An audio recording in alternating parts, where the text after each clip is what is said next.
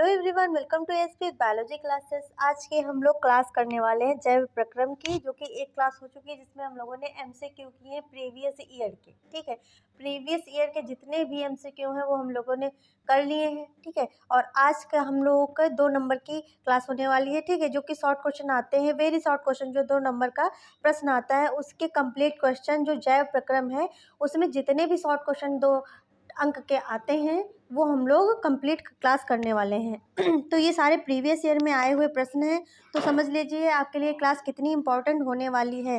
और जितना हो सके वीडियो को शेयर करें, चैनल को सब्सक्राइब जरूर करें। ठीक है, तो पहला प्रश्न देखते हैं। देखिए, सबसे पहले हम लोग देखेंगे प्रश्न के टाइप, किस प्रकार के प्रश्न आते हैं और हमें कैसे करना होता है। ठीक है, तो देखिए पहला प्रश्न क्या है, निम्न संरचनाओं के कार्य लिखिए। ठीक है, संरचना यहाँ पे दिया हुआ है, वृक्क, मूत्रवाहिनी, मूत्राशय, मूत्रमार्ग। ठीक दे दिया, तो इसके क्या, इसके मतलब इसको लिखना है और इसके कार्य लिखने हैं। ठीक, संरचनाएं दे दी आपको, 4 संरचनाएं दे दी हैं और इसके कार्य लिखने हैं। ठीक है, तो आप ऐसे भी करके लिख सकते हैं, जैसे कि आपने ऐसे लिख लिया, ऐसे कर लिया। ठीक है, इधर संरचनाएं लिख ली और इधर कार्य लिख लिया। ओके, आपने वृक्क लिखा, वृक्क के कार्य, यूरिया को रुधिर से पृथक कर क्या करता है, मूत्र का निर्माण करता है। मूत्रवाहिनी क्या होती हैं, जैसे कि आपको देखो, इसकी 1 शॉट वीडियो पढ़ी है, उसमें पूरी की पूरी वीडियो को पढ़ाया गया है। ठीक है, आपको पूरा क्लास जो है कवर की गई है। ऐसे करके देखो, नलिकाएं लगी होती हैं, इनको कहते हैं मूत्रवाहिनियाँ। ठीक, तो ये कहाँ से जुड़ी होती हैं, ये वृक्क से जुड़ी हुई होती हैं। ठीक, मूत्राशय क्या होता है, ठीक है, ब्लैडर जो इसको कहते हैं, उसका वर्क क्या होता है, जैसे मूत्र वाहिनियाँ लगी होती हैं। ठीक है, वृक्क से क्या होती है, मूत्रवाहिनियाँ अटैच होती हैं उसके, और ये देखो ये हो गया ब्लैडर। ठीक है, इसमें क्या होता है, मूत्र जो है एकत्रित होता है, इसको मूत्राशय कहते हैं। मूत्रमार्ग से ये क्षेत्र होता है जिसको यूरेथ्रा बोलते हैं, यहाँ से क्या होता है, यूरिन को पास किया जाता है। ठीक है, अब अगला क्वेश्चन, उत्सर्जन क्या है, क्या उत्सर्जन क्या है, और एक कोश की जीव किस प्रकार से अपने अपशिष्टों को निष्कासित करते हैं। जैसे कि हम लोग जो वेस्ट मटेरियल होता है, ठीक है, तो उसका उत्सर्जन तंत्र होता है जिसके माध्यम से क्या करते हैं, उत्सर्जन की प्रक्रिया होती है, आप सबको पता है। अभी जैसे कि 4 पॉइंट हम लोगों ने डिस्कस किए थे, तो वो उत्सर्जन के ही पार्ट थे। ठीक, उत्सर्जन के ही पार्ट थे। अब क्वेश्चन पूछ क्या रहा है, सबसे पहले हमें उत्सर्जन की डिफिनेशन लिखनी है और उसके बाद क्या करना है, एक कोश की जीव जो होते हैं उनमें अपशिष्ट, ठीक है, जो वेस्ट मटेरियल होता है, प्रोडक्ट होता है, उसको निष्कासित वो कैसे करते हैं। सबसे पहले हम लोग उत्सर्जन लिखेंगे। ठीक है, मनुष्य सहित सभी कशेरुकी जंतुओं के शरीर में, ठीक है, मतलब मनुष्य से लेकर के जितने भी कशेरुकी जंतु, जैसे गाय भैंस सब हो गई। ठीक है, तो उपापचय क्रियाओं के फलस्वरूप, उपापचय जो क्रियाएं होती हैं उसके फलस्वरूप बनने वाले हानिकारक, ठीक है, हानिकारक नाइट्रोजन युक्त अपशिष्ट पदार्थों को शरीर से बाहर, ठीक, जब शरीर से बाहर निकाला जाता है, त्याग किया जाता है, तो उसको कहते हैं उत्सर्जन। ठीक है, उसको कहा जाता है उत्सर्जन। अब उत्सर्जन देखा, आपके शरीर में बहुत सारे अंग करते हैं, जैसे देखते श्लेष्मा कान से निकलता है म्यूकस, ठीक है, और आपके देखिए स्किन से स्वेट होता है, तो मतलब ये भी एक प्रकार का उत्सर्जन है। कार्बन डाइऑक्साइड निकालते हो, ये भी क्या है, उत्सर्जन की प्रक्रिया में आता है। ठीक, अब एक कोश की जो जीव होते हैं उनका उत्सर्जन कैसे होता है, देखियो, एक कोश की जीव सरल विसरण द्वारा, कैसे, सरल विसरण द्वारा कोश की सतह से अपशिष्ट पदार्थों का उत्सर्जन करते हैं। एक कोश की जीव, जैसे कि आपने पढ़ा था अमीबा, ठीक है, अमीबा पढ़ा था आपने, तो अमीबा ये होता है जैसे कि कोई फूड वैक्यूल आया, ठीक, खाद्यदानी आई, तो उसके देखो सूडोपोडिया निकाल करके क्या करता है, फूड को जो होता है कैप्चर कर लेता है। कैप्चर करने के बाद जब इसका डाइजेशन करेगा, ये पाचन करेगा, ठीक है, पाचन और अवशोषण करेगा, उसके बाद होती है इसकी स्किन फट जाती है। ठीक, इसकी जो सतह होती है वो फट जाती है और उससे क्या होता है, अपशिष्ट बाहर निकल जाते हैं। ये होता है एक कोश के जीव में जो होता है, कोश की सतह से अपशिष्ट पदार्थों का उत्सर्जन होता है।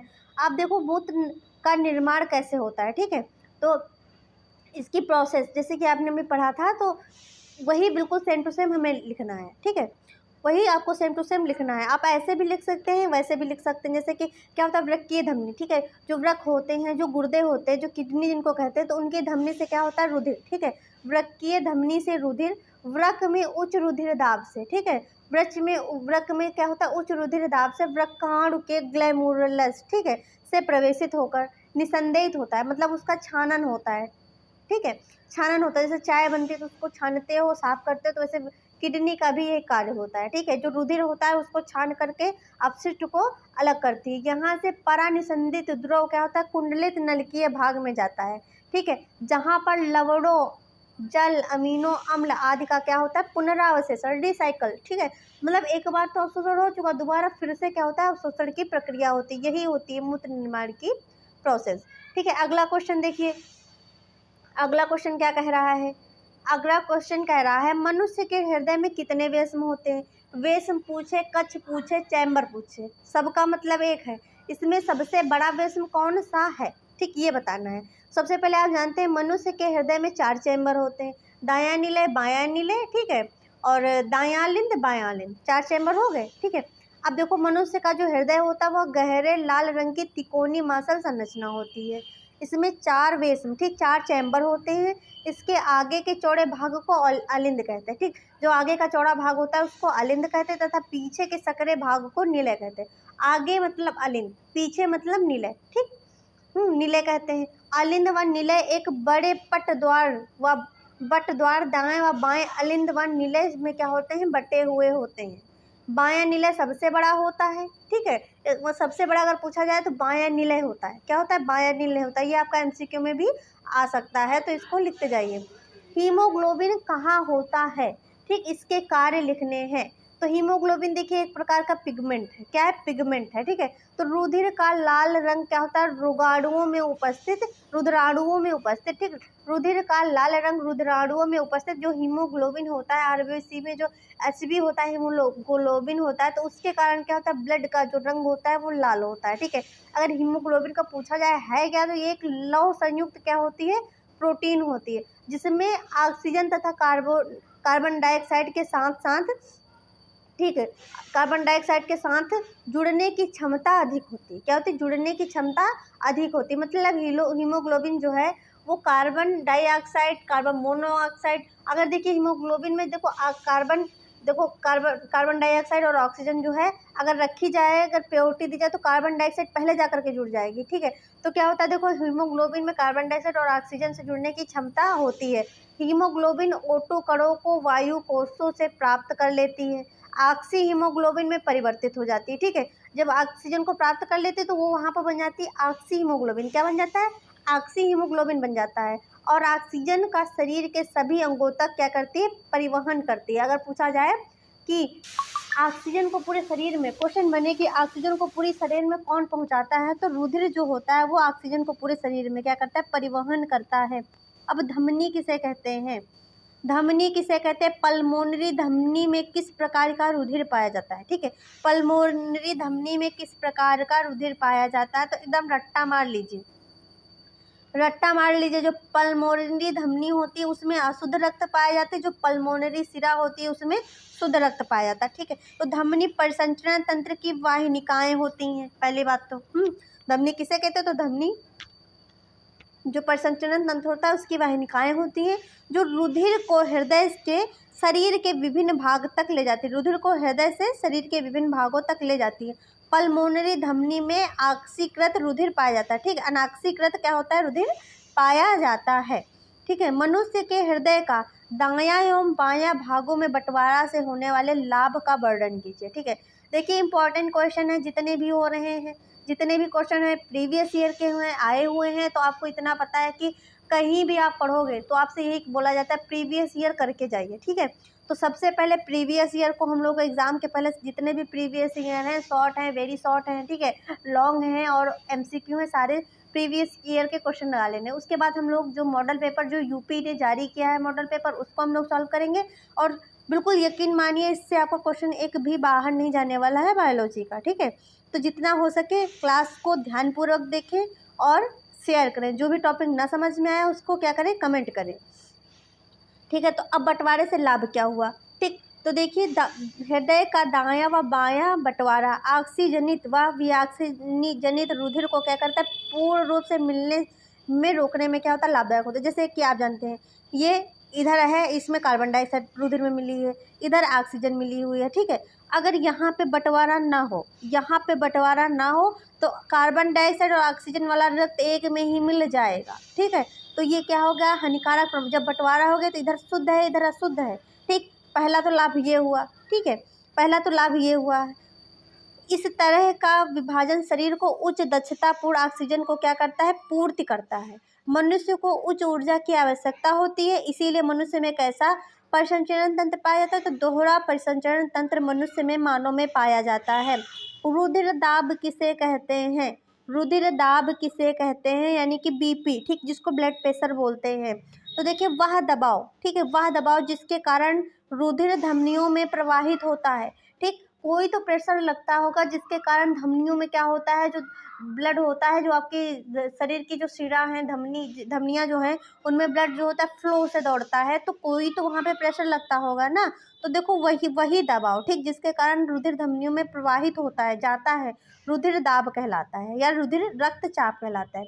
वही दाब जिसके कारण रुधिर धमनियों में जो है जाता है, ठीक है, प्रवाहित होता है, वही दाब या तो रुधिर दाब उसको कहा जाएगा, या फिर रक्तचाप कहा जाएगा। तो अगर यहाँ पे रुधिर दाब की जगह रक्तचाप पूछ ले तो कंफ्यूज होने की जरूरत नहीं, रक्तचाप को ही रुधिर दाब कहते हैं, ठीक है, कहलाता है। ये दो प्रकार के प्रकुंचन रुधिर दाब, ठीक, प्रकुंचन रुधिर दाब 120 mm होना चाहिए आपका, ठीक है। अनुशीतलन रुधिर दाब 80 mmHg होता है। रुधिर दाब इसको किसे स्फिग्नोमैनोमीटर के द्वारा मापा जाता है। अगर पूछा जाए रुधिर दाब को किसके द्वारा मापते हैं, तो स्फिग्नोमैनोमीटर के द्वारा मापते हैं। ये आपको शॉर्ट में MCQ में भी बन सकता है।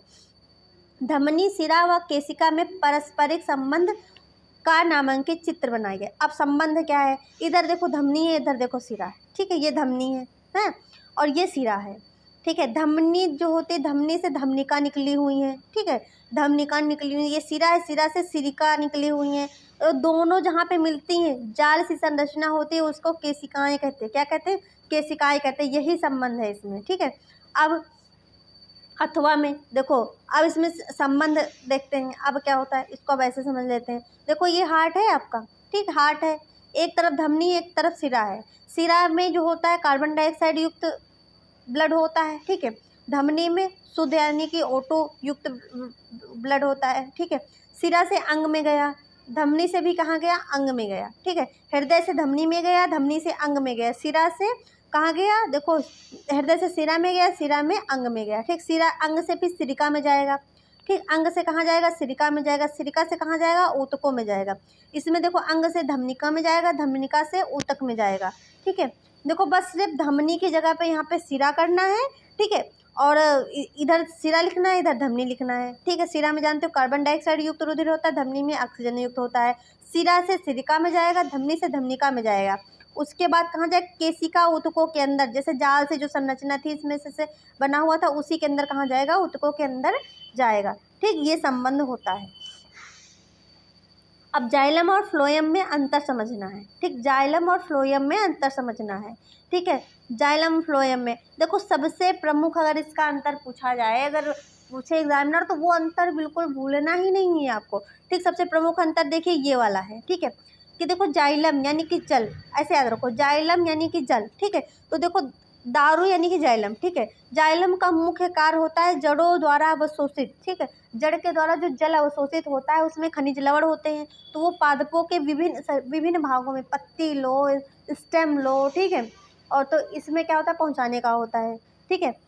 और जो फ्लोएम का होता है, फ्लोएम यानी फूड, ठीक, पत्तियों द्वारा जो भोजन बनाया जाता है उसको पादप के विभिन्न शरीर के जो भाग होते हैं उनमें पहुंचाने का होता है। अब ऊपर के देख लेते हैं कुछ डिफरेंस, ठीक है।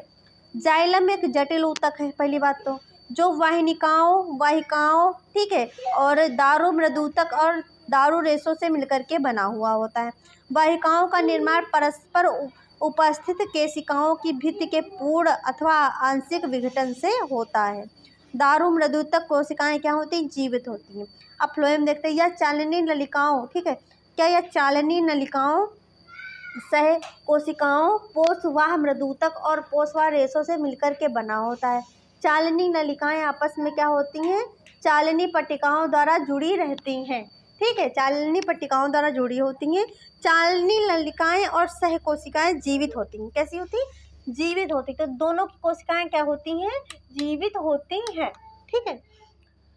अब अगला क्वेश्चन देखते हैं, परासरण किसे कहते हैं। परासरण किसे कहते हैं। देखिए, जब दो विभिन्न सांद्रता वाले विलयनों को, ठीक, विभिन्न सांद्रता वाले मतलब एक की जो कंसंट्रेशन फॉर्म है, एक कंसंट्रेटेड मतलब यानी कि गाढ़ा है, कंसंट्रेट है, ठीक है, एक डाइल्यूट ले लो, ठीक, दो फॉर्म में विलयन हो गए। अर्ध पारगम झिल्ली, जैसे कि अपने प्याज के अंदर जब देखोगे तो एक झिल्ली टाइप की संरचना होती है, ठीक है, अलग कर दिया जाता है। तो कम सांद्रता वाले विलयन से, ठीक है, कम सांद्रता वाले विलयन से अधिक सांद्रता वाले विलयन की ओर क्या होता है, जल अथवा विलायक के अणुओं की गति करने की क्रिया को परासरण कहते हैं। क्या कहते हैं? परासरण कहते हैं। ठीक है,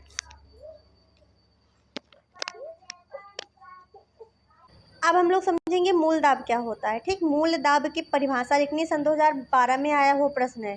ठीक है, तो देखो, मूल दाब वह दाब है जो जड़ों की वलकुट कोशिकाओं द्वारा, ठीक है, जड़ों की वलकुट कोशिकाओं द्वारा पूर्ण स्फीति, ठीक, पूर्ण स्फीत अवस्था में उत्पन्न होता है, जिसके फलस्वरूप कोशिकाओं में एकत्रित जल न केवल जाइलम में पहुंचता है बल्कि तने में भी कुछ ऊंचाई तक चढ़ता है। ठीक, मूल दाब का कहने का मतलब है जो जड़ों से, ठीक, जड़ों से जो जाइलम के माध्यम से जल जो जाता है वह तने में, ठीक, कुछ ऊंचाई तक क्या चढ़ता है। ठीक है, तो जिस दाब के कारण वह चढ़ता है, मूल दाब यानी कि जड़ के दाब के कारण, मूल का मतलब होता है जड़, ठीक है, तो जड़ों की वलकुट कोशिकाओं द्वारा, इसीलिए कहा गया है मूल दाब। ठीक है, मूल दाब मतलब है मूल मतलब जड़, ठीक है, तो जड़ों की वलकुट कोशिकाओं द्वारा पूर्ण स्फीत अवस्था में उत्पन्न होता है, जिसके फलस्वरूप कोशिकाओं में एकत्रित जल न केवल जाइलम में पहुंचता है बल्कि तने में भी कुछ ऊंचाई तक चढ़ता है। जैसे आपने दीपक देखा होगा, ठीक है, ये दीपक है, ये जल रहा है, ठीक है, इसमें ये बाती पड़ी हुई है, तो इसमें देखा होगा तेल जो है, ठीक है, तो समझ लो इसमें वलकुट कोशिकाएं हैं, ठीक है, पूर्ण स्फीति अवस्था चल रही है और इसमें जा रहा है और ये दीपक जल रहा है। ठीक है, एग्जाम्पल से ऐसा समझ लो।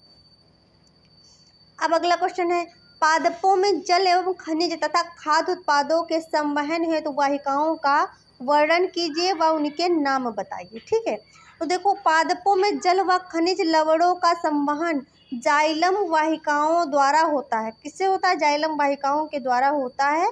भोजन का संवहन फ्लोएम की चालनी, ठीक है, देखो जो जल होता है उसका संवहन जो होता है जाइलम वाहिकाओं द्वारा होता है।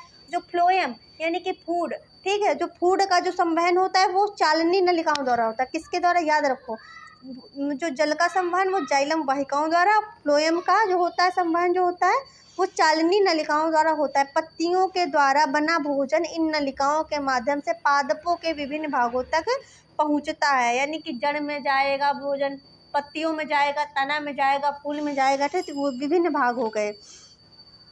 अब हम लोगों को वायवीय एवं अवायवीय श्वसन में अंतर समझना है। ठीक है, तो आइए समझते हैं।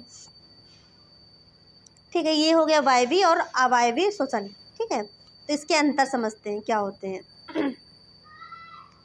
तो देखिए, वायवीय, ग्लूकोज या अन्य भोज्य पदार्थों के ऑक्सीकरण के लिए ऑक्सीजन की आवश्यकता होती है, तो यह क्रिया ऑक्सीशोषण कहलाती है। ठीक है, जहाँ ऑक्सीकरण हो रहा है तो समझ लो वो ऑक्सीजन की उपस्थित में हो रहा है। ठीक है, तो ग्लूकोज या अन्य भोज्य पदार्थ जो होते हैं ऑक्सीकरण के लिए ऑक्सीजन की आवश्यकता होती है, तो यह क्रिया ऑक्सीशोषण कहलाती है। ठीक, वायवीय यानी वहाँ यहाँ पे वायु की उपस्थित होगी।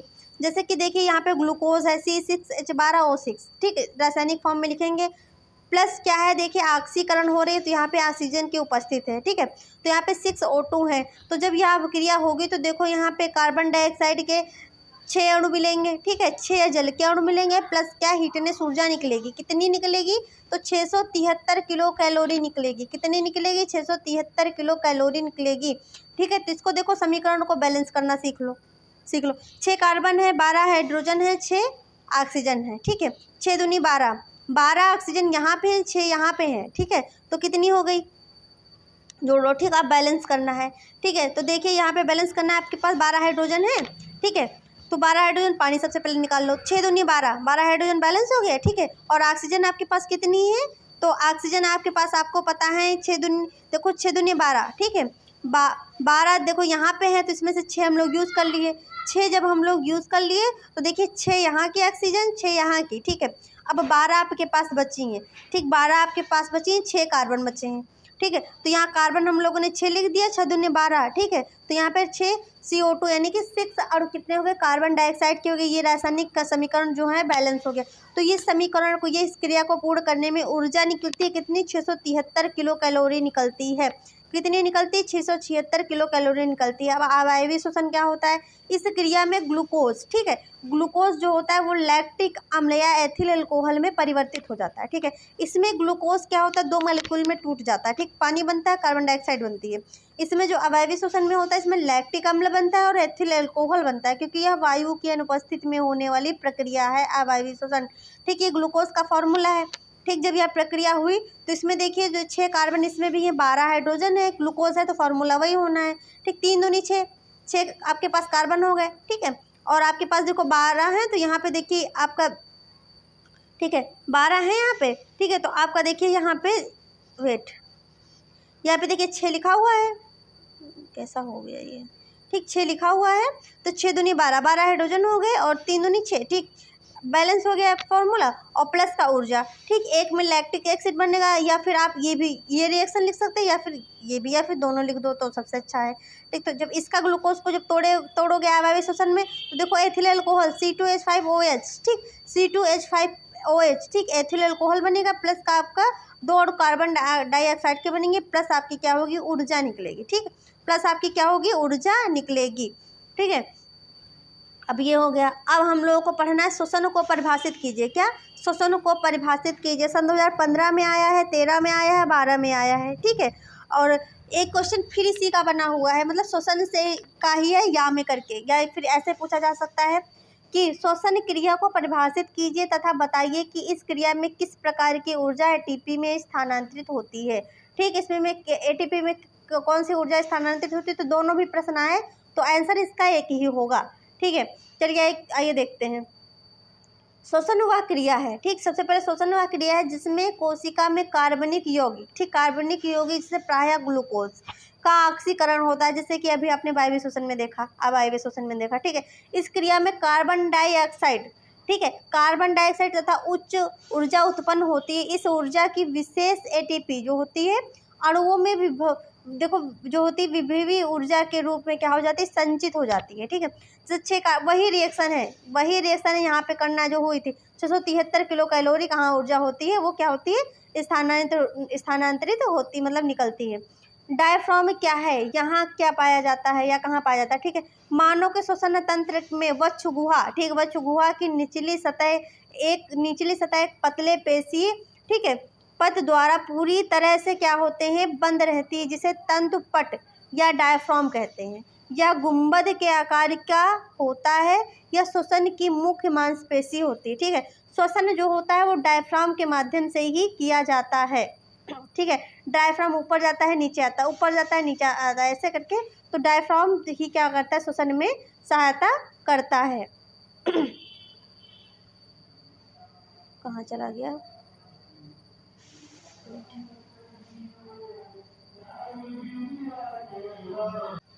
अब हम लोग समझेंगे श्वसन, ठीक है, श्वसन तथा दहन में अंतर, ठीक है, श्वसन तथा दहन में अंतर को समझेंगे, ठीक है। तो आइए देखते हैं श्वसन और दहन में अंतर। श्वसन क्या होता है और दहन क्या होता है। तो देखिए श्वसन यह जैविक नियंत्रण में होने वाली जैव रासायनिक ऑक्सीकरण की क्रिया है, ठीक है। ऑक्सीकरण क्रिया है कौन सी है, जैव रासायनिक ऑक्सीकरण क्रिया है। दहन जो होती है या अनियंत्रित या नियंत्रण में होती है, और दहन क्या होती है, अनियंत्रित होती है या रासायनिक ऑक्सीकरण की क्रिया है, ठीक है।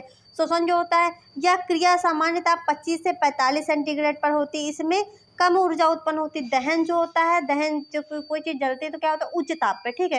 तो यह उच्च ताप पर होती है तथा इसमें उच्च ऊष्मा और ऊर्जा उत्पन्न होती है, ठीक है। श्वसन जो होता है यह क्रिया एंजाइम की सहायता से होती है, ठीक है। और दहन में किसी भी एंजाइम की आवश्यकता नहीं होती है, ठीक। वायवीय अवायवीय श्वसन अभी हम लोगों ने समझ लिया था, ठीक है। इसमें एक देखो और लाइन थी जो हम लोगों ने नहीं देखी थी, उसको देख लेते हैं। ठीक है, देखिए निम्न श्रेणी के अनेक जीव जैसे जीवाणु, ईस्ट तथा अन्य कवक आदि अवायवीय जीवों में अवायवीय श्वसन के द्वारा ही ऊर्जा क्या होती है, उत्पन्न होती है। अगला क्वेश्चन, श्वसन क्रिया को समझाइए, आक्सीय तथा अनाक्सीय श्वसन में अंतर बताइए। कितना इम्पोर्टेंट है क्वेश्चन। ठीक है, वायवीय तथा अवायवीय श्वसन में बार बार क्या हो रहे हैं, जो प्रश्न हो रहे हैं बार बार क्या हो रहे हैं, आ रहे हैं, वही बदल बदल के प्रश्न थोड़ा सा चेंजमेंट करके आ रहे हैं। वायवीय श्वसन पर संक्षिप्त टिप्पणी लिखिए। वायवीय श्वसन किस प्रकार अवायवीय श्वसन से भिन्न है। तो सोच लिए कितनी बार आया हुआ है क्वेश्चन, कितना इंपॉर्टेंट है। ठीक है, चलो इस क्वेश्चन को देखते हैं। श्वसन जीवित कोशिकाओं में होने वाली वह ऑक्सीकरण क्रिया है जिसमें विभिन्न जटिल कार्बनिक पदार्थ जैसे कार्बोहाइड्रेट, प्रोटीन, वसा आदि के अपघटन से कार्बन डाइऑक्साइड तथा जल क्या होता है, मुक्त होता है।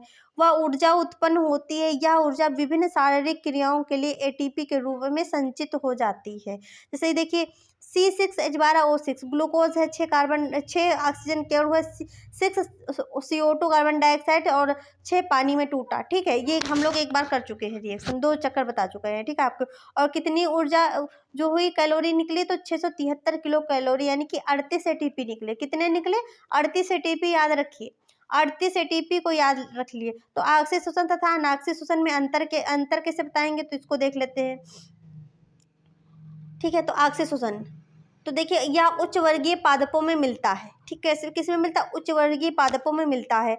ऊर्जा अधिक मात्रा में लगभग देखो 38 एटीपी और कैलोरी में गिनेंगे 673 किलो कैलोरी में निकलती है। ठीक है, इस क्रिया में ऑक्सीजन की आवश्यकता होती है और इस क्रिया में अंत में शर्करा का संपूर्ण ऑक्सीकरण जो होता है, आप जानते हैं देखो कार्बन डाइऑक्साइड बनता है और प्लस का वाटर निकलता है, जैसे अभी हम लोगों ने रिएक्शन में देखा था। ठीक है, अनाक्सीय श्वसन क्या होता है, यह प्रोकैरियोटिक सूक्ष्म जीवों जैसे कि जीवाणु, ईस्ट, कवक में मिलता है। इसमें देखिए इसमें वायु नहीं है, तो इसका मतलब क्या है, इसमें ऑक्सीजन की सिर्फ देखो इसमें जो ऊर्जा होती है बहुत ही कम मात्रा में निकलती है, यानी कि 2 एटीपी यानी कि 27 किलो कैलोरी निकलती है। ठीक है, इस क्रिया में ऑक्सीजन की आवश्यकता नहीं होती है क्योंकि यह अनाक्सीय श्वसन है और इस क्रिया में शर्करा का जो पूर्ण पाचन होता है देखो एथिल अल्कोहल में होता है। ठीक है, एथिल अल्कोहल में होता है।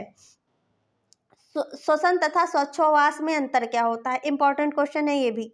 ठीक, इंपॉर्टेंट, जितने भी प्रीवियस ईयर में आए हैं क्वेश्चन हम लोग वही यहाँ पे डिस्कस कर रहे हैं। ठीक है, तो क्लास बहुत इंपॉर्टेंट होने वाली, जितना हो सके शेयर करो क्लास को। श्वसन, ठीक है, फिर से कह रहे हैं जितना हो सके क्लास को शेयर करिए। ठीक है, श्वसन, तो देखिए श्वसन एक अपचयी क्रिया है जिसमें ग्लूकोज का ऑक्सीकरण होता है, जिसमें CO2 और ऊर्जा उत्पन्न होती है। और श्वासोच्छ्वास क्या होता है, यह भौतिक प्रक्रिया है। ठीक है, यह क्या है, यह अपचयी प्रक्रिया है या भौतिक प्रक्रिया है श्वासोच्छ्वास, जिसमें शरीर ऑक्सीजन का क्या करता है, अंतःग्रहण करता है और कार्बन डाइऑक्साइड का क्या होता है, बहिक्षेपण करता है। ठीक है, बहिक्षेपण करता है यानी ऑक्सीजन को ग्रहण करना, कार्बन डाइऑक्साइड को निकलना, बहिक्षेपण करना श्वासोच्छ्वास क्रिया कहलाएगी। यह भौतिक प्रक्रिया है। यह क्रिया कोशिकाओं के अंदर होती है श्वसन, और जो श्वासोच्छ्वास होती है यह जो होती है कोशिकाओं के बाहर होती है। और इस क्रिया में एंजाइम की आवश्यकता होती है, इसमें एंजाइम की आवश्यकता नहीं होती। इस क्रिया का मुख्य श्वसनांग माइटोकॉन्ड्रिया होता है। ठीक, क्या होता है, माइटोकॉन्ड्रिया होता है। इसमें श्वसनांग क्या होता है, फेफड़े होते हैं। श्वासोच्छ्वास में क्या होते हैं, फेफड़े होते हैं। अगला क्वेश्चन देखते हैं। ठीक है अगला क्वेश्चन, प्रकाश संश्लेषण की परिभाषा लिखिए तथा इसकी रासायनिक अपक्रिया का समीकरण दीजिए। ठीक है, प्रकाश संश्लेषण की प्रणाली की व्याख्या कीजिए। तो इसके बारे में हम लोग देखते हैं। देखिए प्रकाश संश्लेषण वह जैव रासायनिक प्रक्रिया है जिसके द्वारा सरल अकार्बनिक यौगिक जैसे कार्बन डाइऑक्साइड जल को प्रकाश की उपस्थिति में, ठीक है, प्रकाश की उपस्थिति में पर्णहरित यानी कि क्लोरोफिल की उपस्थिति में कार्बोहाइड्रेट यानी कि ग्लूकोज के रूप में क्या होता है, बदल दिया जाता है। इसको समीकरण से जैसे प्रदर्शित करेंगे तब देखो कार्बन डाइऑक्साइड हो गई और आपका जल हो गया। ठीक, तो 6 अणु कार्बन डाइऑक्साइड हो गए, 12 अणु आपके जल के हो गए। सूर्य की उपस्थिति है और आपका क्लोरोफिल यानी कि पड़हरी में। ठीक, तब ये ग्लूकोज में टूटेगा। ठीक, ग्लूकोज में, वाटर में और 6 अणु क्या होंगे, ऑक्सीजन के होंगे। ठीक, रिएक्शन को समझते हैं। तो ये देखो 6 कार्बन है, 12 ऑक्सीजन है। ठीक है, यहाँ पे 12 दूना 24, 24 हाइड्रोजन है और 12 ऑक्सीजन है। ठीक, C6 कार्बन यहाँ से चला गया, कार्बन से कोई मतलब नहीं, 12 हाइड्रोजन हमने निकाल लिए। और यहाँ पे देखिए आपके पास कितने ऑक्सीजन की संख्या जो है आपके पास 12 यहाँ पे है, 12 यहाँ पे, यानी कि 24 आपके पास ऑक्सीजन है। 6 यहाँ पे हमने कर ली। ठीक है, अब आपके पास देखिए 12 हाइड्रोजन हो गए थे, आपके पास 12 बचे थे, ठीक है। 6 दूनी 12, 6 ऑक्सीजन हो गई, ठीक है। 6 ऑक्सीजन हो गई तो यहाँ पर आपकी कितनी हो गई, 12 दूना 24, 6 दूनी 12, आपके देखो 24 ऑक्सीजन कवर हो गई। अब आपके पास बची हैं 12 ऑक्सीजन, तो 6 दूनी 12, 12 ऑक्सीजन क्या हो गया, ऑक्सीजन निकल गई, ठीक है। इस क्रिया में ऑक्सीजन मुक्त होती है। यह उत्पन्न कार्बोहाइड्रेट को पादपों में ऊर्जा की आवश्यकता अनुसार श्वसन में उपयोग कर लिया जाता है तथा इसे ग्लूकोज यानी कि मंड के रूप में संचित होता है। खाद्य भंडार का निम्न जो होता है, खाद्य भंडार निर्माण करता है। अब हम लोग समझेंगे स्वापोषी, ठीक है। स्वापोषी, स्वापोषी पोषण क्या है, उदाहरण देकर संक्षेप में समझाइए। स्वापोषी पोषण के लिए आवश्यक परिस्थितियां कौन कौन सी होनी चाहिए, इसके देखो उत्पाद व अंतिम उत्पाद को बताना है, ठीक है। ये इंपॉर्टेंट क्वेश्चन है, मॉडल पेपर में भी आया हुआ क्वेश्चन है, ठीक है। तो इम्पोर्टेंट क्वेश्चन है, ओके। तो देखिए समझते हैं। स्वपोषण का शाब्दिक अर्थ समझें तो स्वयं को पोषित करना यानी स्वयं से अपना भोजन बनाना, ठीक है। स्वयं से अपना भोजन बनाना, जैसे हरे पादप कार्बन डाइऑक्साइड और जल की प्रक्रिया में, ठीक है। जल होता है, कार्बन डाइऑक्साइड होती है, सनलाइट होती है, क्लोरोफिल होती है, ठीक। प्रकाश संश्लेषण समझ ले, प्रकाश संश्लेषण होता ही यहाँ पे, क्योंकि स्वपोषी जो होते हैं वो क्या होते हैं, जिसमें क्लोरोफिल पाया जाता है। क्लोरोफिल किस में पाया जाता है, तो पादपों में पाया जाता है, ठीक है। तो प्रकाश संश्लेषण की प्रोसेस ही यहाँ पे लिखोगे स्वपोषी में तो गलत नहीं है, बिल्कुल सही है, ठीक। देखो प्रकाश संश्लेषण की पोषण ही लिख जाते हैं। जो प्रकाश संश्लेषण के थ्रू जो भोजन ग्रहण करते हैं वही जो जीव होते हैं वो स्वपोषी कहलाते हैं, ठीक है।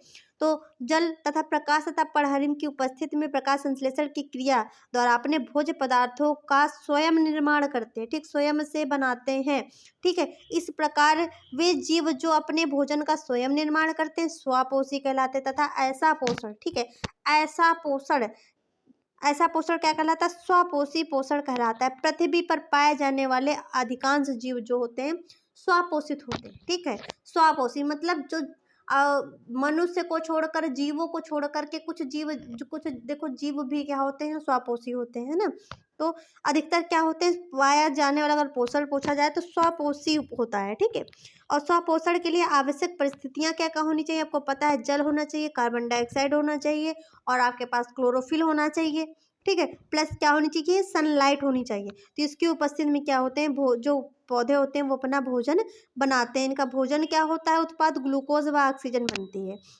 जैसे कि देखो 6 कार्बन डाइऑक्साइड के और 12 पानी के और क्लोरोफिल उपस्थित है, सनलाइट है, ग्लूकोज बनेगा, जल बनेंगे और 6 और क्या ऑक्सीजन के निकलेंगे, ठीक है। तो रिएक्शन अभी इससे पहले हमने समझाई थी प्रकाश संश्लेषण की प्रक्रिया में, तो इसी वजह से आपको दोबारा नहीं समझाई गई है।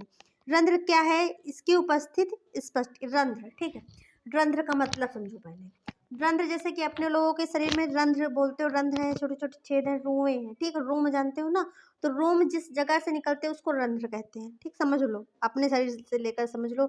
उसी प्रकार क्या होते हैं, पादप में भी रंध्र होते हैं। आप में रंध्र क्यों होते हैं, कि जैसे टेम्परेचर जब ज़्यादा बढ़ जाता है गर्म मौसम का, तो क्या होता है, आपके शरीर से स्वेट जो होता है, पसीना निकलने लगता है। किस वजह से, आपका शरीर के तापमान को बैलेंस करने के लिए, तापमान को क्या होता है, बैलेंस करने के लिए। उसी प्रकार पत्तियों में क्या होता है, अन्य कोमल व वायवीय भागों में बाह्य त्वचा में छोटे छोटे छिद्र पाए जाते हैं, ठीक है। जैसे हमारी स्किन पे पाए जाते हैं, इन्हीं को रंध्र कहते हैं, ठीक है। प्रकाश संश्लेषण के लिए गैसों का आदान प्रदान किसके द्वारा होता है, रंध्रों के द्वारा किया जाता है, ठीक है। अब जैसे कि रंध्रों के द्वारा देखो वाष्पोत्सर्जन की भी क्रिया होती है और गैसों का आदान प्रदान भी होता है। विषमपोषी पोषण क्या होता है, इसके उदाहरण लिख लीजिए। तो देखो स्वपोषी के विपरीत, स्वपोषी होता है स्वयं को पोषित करने वाला, विषमपोषी जैसे कि हम लोग होते हैं, ठीक है, अपने भोज्य पदार्थों को। स्वपोषित के विपरीत कुछ जीव जो होते हैं अपने भोज्य पदार्थों का निर्माण स्वयं नहीं कर पाते, जैसे हम लोग हैं, तथा इसके लिए जीवों पर या पौधों पर, दाल खाते हो, चावल खाते हो, पौधे से ही तो खाते हो ना, ठीक है। तो जितनी भी चीज़ें हम लोग खाते हैं, सेवन करते हैं, वो सब क्या है, पौधों से बना हुआ है, तो फिर जंतुओं से बना हुआ है, ठीक है। तो स्वपोषी, तो स्वपोषी पर हम लोग निर्भर हैं, ठीक। वो स्वयं पोषित कर रहे हैं और हम लोग क्या कर रहे हैं, उनको खा रहे हैं, ठीक है। तो ये हो गया विषमपोषी पोषण। यही पोषण जो स्वपोषित चीज़ों से क्या होते हैं, विषमपोषी पोषण को प्रदान करते हैं, यही पोषण विषमपोषी पोषण कहलाता है या फिर परपोषी पोषण कहलाता है। तथा यह पोषण की प्रक्रिया विषमपोषी या परपोषण कहलाती है। जैसे देखो मानव हो गया, ठीक, कुत्ता हो गया, गाय हो गई, बैल हो गया, ठीक, अमीबा हो गया आपका, अमरबेल हो गया, कवक हो गया, ठीक है।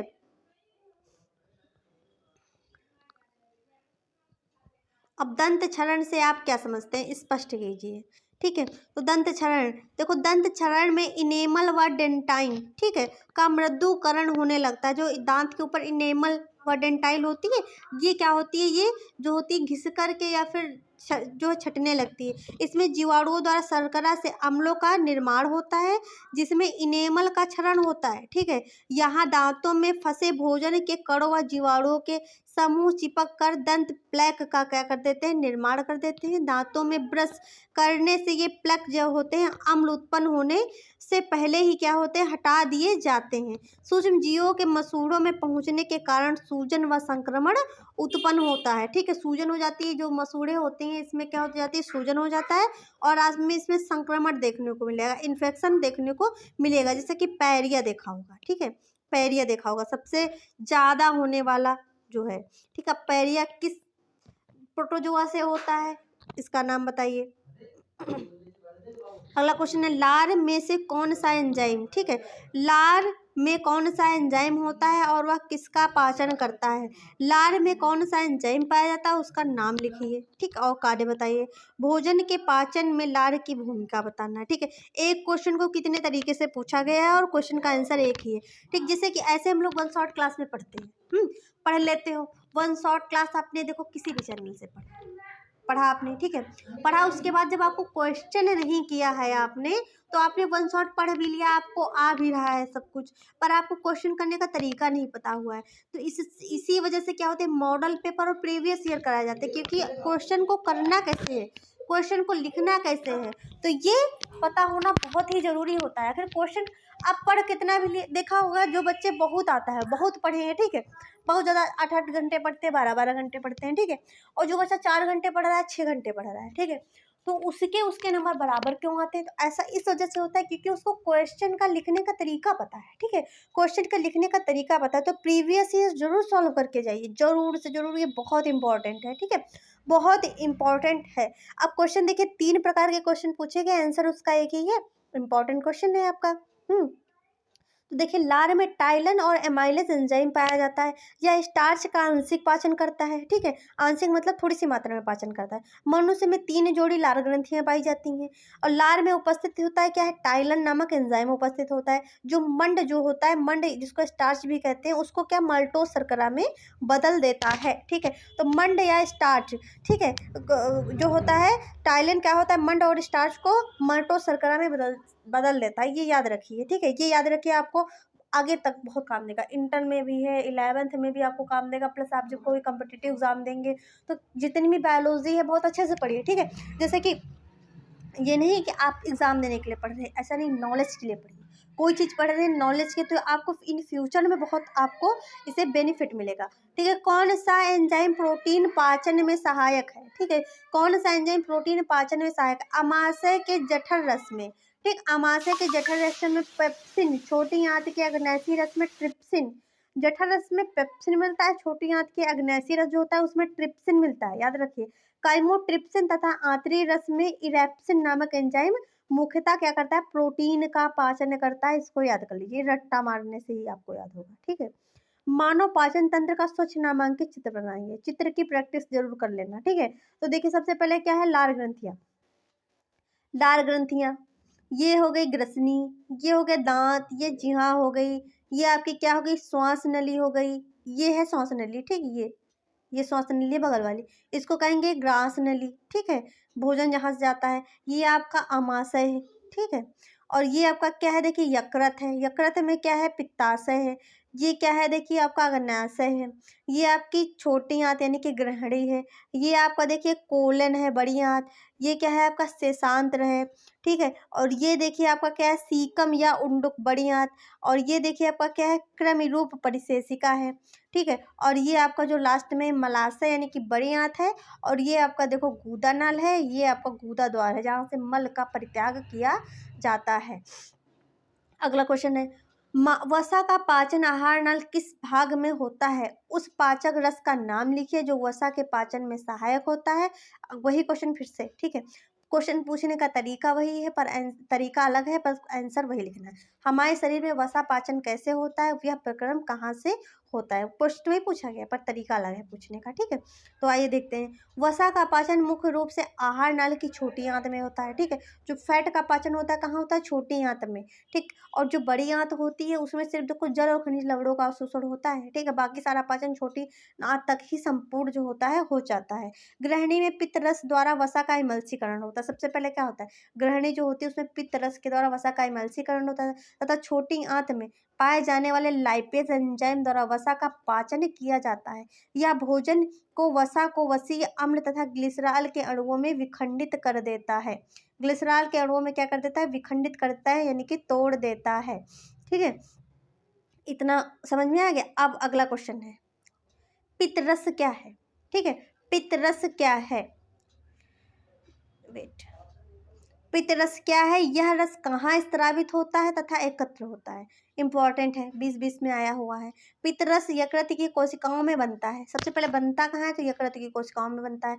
यह पित्ताशय नामक संरचना में संचित रहता है जो कि यकृत के नीचे स्थित होती है। जो कि कहाँ, यकृत देखा था अभी आपने, ठीक। यकृत बना हुआ था, उसमें ऐसे यकृत के नीचे स्थित थी, ठीक, नीचे स्थित होती। पित्तरस में पाचक एंजाइम उपस्थित नहीं होता है किंतु वसा का पाचन में सहायक होता है। अभी देखो आपको दिखाते हैं, ये देखिए, ये आपका यकृत है, ये देखिए, ये देखिए, ठीक है, ये देखिए, हैं। तो ये आपका हो गया। अब हमारे देखो वेरी शॉर्ट जो क्वेश्चन है, जितने भी आए हुए क्वेश्चन है प्रीवियस ईयर के, मतलब जितने भी क्वेश्चन आए हुए हैं हम लोगों ने सारे लगा लिए, ठीक है। तो इस चैप्टर से 2 नंबर का, यानी कि वेरी शॉर्ट क्वेश्चन में कोई भी क्वेश्चन आएगा तो इतने क्वेश्चन में से बाहर नहीं जाने वाला है, बाहर नहीं जाने वाला, इतने क्वेश्चन में से ही आना है, ठीक है। आपको ज़्यादा प्रेशर देने नहीं, बस वीडियो को चला करके रख लो, वीडियो को चला करके रख लो। 1 से या 2 बार देखोगे तो आपको सारे क्वेश्चन समझ में आ जाएंगे, ठीक है। सारे क्वेश्चन समझ में आ जाएंगे। बस वीडियो को प्ले करके आप हेडफोन लगाते हैं, रख लीजिए, ठीक है। ध्यान से सुनिए, ठीक है, ध्यान से सुनिए, और जो चीज़ नोट करने वाली है नोट कर लीजिए। डायग्राम को प्रैक्टिस कर लीजिए। सुन लोगे अगर ध्यान से, 2-3 बार क्लास को सुन लिया तो आपको सारे क्वेश्चन क्या हो जाएंगे, याद हो जाएंगे। सारे क्वेश्चन क्या हो जाएंगे, याद हो जाएंगे। एग्जाम टाइम में या हॉल में आपको याद आएगा, हाँ ये क्वेश्चन बताया गया था। तो वेरी शॉर्ट क्वेश्चन एक भी बच के नहीं जाने वाले हैं, सब यहीं से आएंगे, जैव प्रक्रम के, ठीक। जैव प्रक्रम चैप्टर से कोई भी क्वेश्चन आएगा तो वेरी शॉर्ट का यहीं से आएगा। अब हम लोग शॉर्ट वाले करेंगे, 4 नंबर वाले, ठीक है। तो ये क्लास पूरी देखिए और जितना हो सके शेयर करिए, हमारे चैनल को शेयर करें, सब्सक्राइब करें। आपके सपोर्ट की बहुत आवश्यकता है। Thanks for watching.